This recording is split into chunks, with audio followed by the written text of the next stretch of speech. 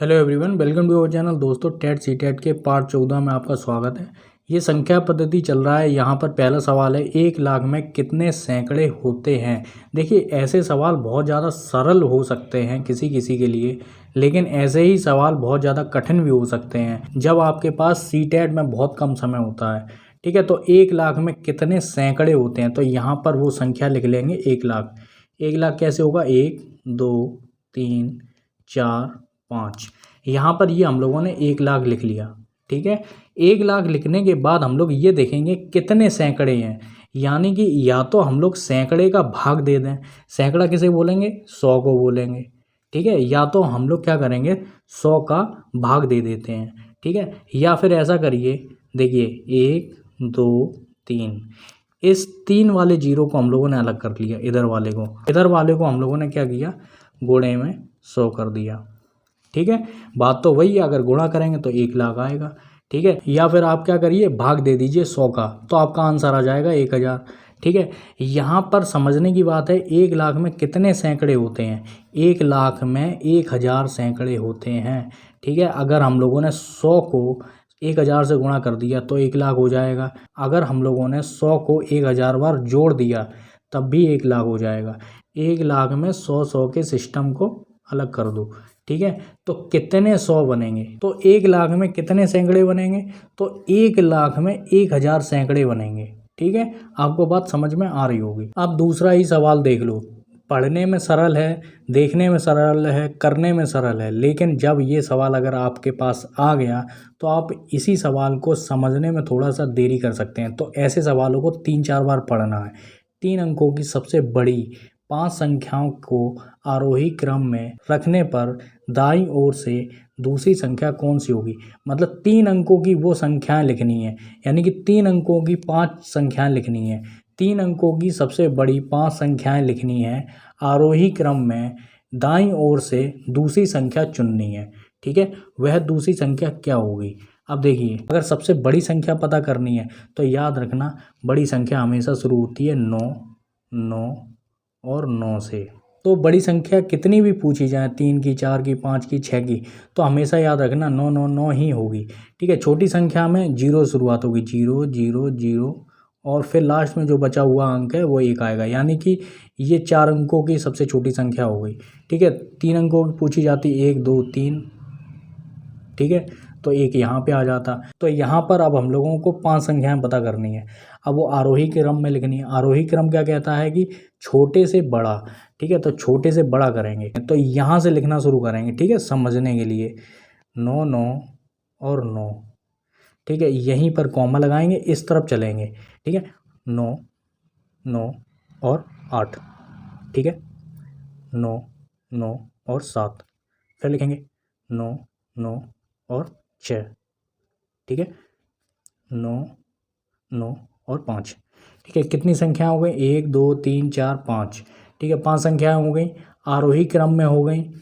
ठीक है, 3 अंकों की हो गई, 3 अंकों की लगातार बड़ी और 5 संख्याएं हो गई। ठीक है, तो यहाँ पर क्या पूछा गया, दाईं ओर से। दायां कहाँ है, सीधे हाथ से। ठीक है, ये उल्टे हाथ से, ये सीधे हाथ से, दाईं ओर से दूसरा अंक, तो यही आपका आंसर हो जाएगा।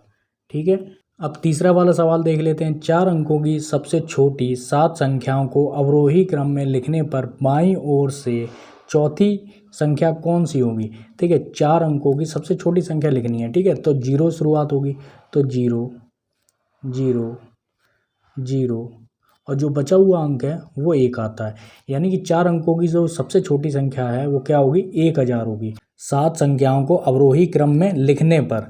अब अवरोही क्रम क्या होता है, देखिए, आरोही क्रम बढ़ते हुए क्रम में। ठीक है, अवरोही क्रम क्या है, घटते हुए क्रम में। मतलब कि सबसे पहले बड़ा आएगा, फिर उससे छोटा आएगा, फिर उससे छोटा आएगा, इस तरीके से। ठीक है, लेकिन यहाँ पर तो ये उल्टा हो गया, तो ठीक है, कोई दिक्कत नहीं है, यहीं से शुरुआत करते हैं। 1001 1001। ठीक है, अगर इसके नीचे चले गए तो फिर 3 अंकों की हो जाएगी।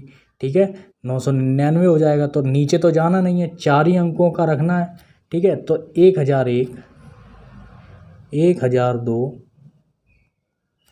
1003 1004 1005 और 1006 कितने हो गए, 1 2 3 4 5 6 7 7 संख्याएं हो गई।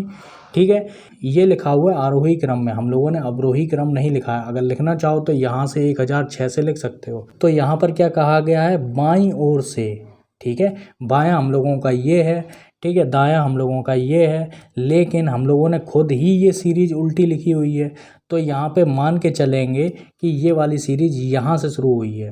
ठीक है, तो यहाँ से शुरू हुई है तो इसका मतलब है ये बायां है, यहाँ से बायां देखेंगे। ठीक है, तो बाएं से चौथी संख्या 1 2 3 4। ठीक है, ये वाला आंसर आपका है। ठीक है, ये चौथा सवाल है, ये आप खुद समझिए। ठीक है, आप खुद करना अपनी रफ पर। संख्या 2840 किन संख्याओं से भाज्य, मतलब किन संख्याओं से पूर्णतः भाज्य होगा, 2 से 4 से 6 से। तो कौन कौन सा ऑप्शन आपके लिए है, सिर्फ एक ही ऑप्शन सही होगा, 2 से 4 से 6 से। तो नॉर्मली जो स्टूडेंट होते हैं वो क्या करेंगे कि 2 से भी भाग देंगे, पूरा पूरा चला जाएगा, 4 से भी भाग देंगे, फिर 6 से भाग देंगे। ठीक है, यहाँ पे 2 से देंगे, 4 से देंगे, 8 से देंगे, पूरा पूरा जिससे चला जाए सभी संख्याओं में, तो वही ऑप्शन आपका सही हो जाएगा। या तो आप जल्दी जल्दी भाग दे के देख लीजिए। ठीक है, मैं एक आपको हिंट दे देता हूँ। विभाज्यता के नियम में क्या है कि 3 और 6 अगर आ जाए तो समझ लेना कि वह संख्या विभाजित नहीं होगी। ठीक है, 3 और 6, तो ये वाला ऑप्शन तो रह ही नहीं गया। इस तरीके से 3 और 6 अगर आ जाए तो समझ लो कि यहाँ पर ये विभाजित नहीं होगा। ठीक है, तो ये छोटा मोटा हिंट है, नहीं तो आप करके देख लिए, 2 मिनट का है, सीधी सीधी संख्याएं हैं, बढ़िया संख्याएं हैं, बहुत आसानी से, आपको रफ की ज़रूरत भी नहीं पड़ेगी।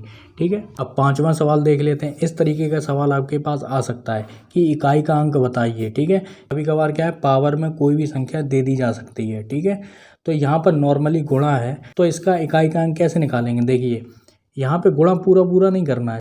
सबसे पहले हम लोग क्या करेंगे, इकाई इकाई के अंकों का गुणा करेंगे, चाहे इसका पहले कर लीजिए, चाहे इसका पहले कर लीजिए, कोई दिक्कत की बात नहीं है। ठीक है, तो यहाँ पर सबसे पहले हम लोग किसका करेंगे, 4 और 8 का। ठीक है, कितना हुआ, 32 हुआ।